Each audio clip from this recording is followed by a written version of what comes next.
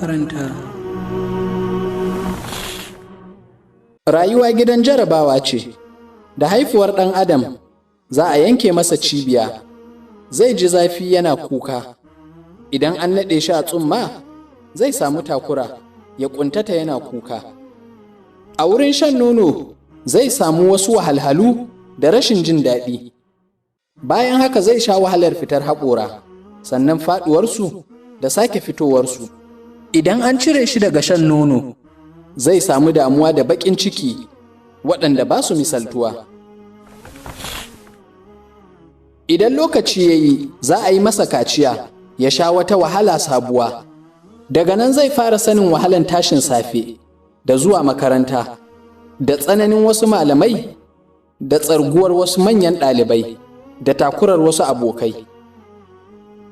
Bayan ya girma, akwai hidimar aure, da zaɓen abokin zama a gabansa, sai rainon yara da hidimar tarbiyyarsu.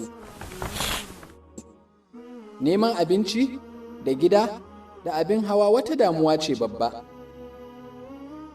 Idan tsufa ya zo, akwai wahalan cirotoci da jinya da raunin jiki.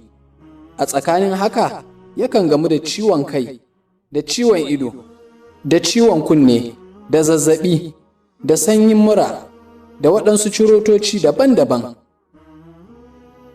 Idan ya zo mutuwa, akwai jinya, akwai wahalar fitar rai. Sannan kwanciyar kabari da tambayan munkaran da nakiri.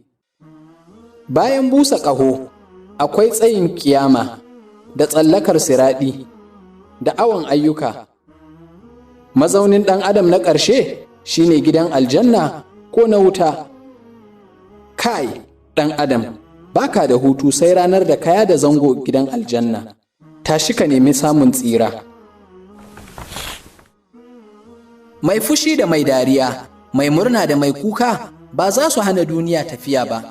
Hutar da rayuwarka, kada ka sa damuwa ta hana rayuwarka ci gaba.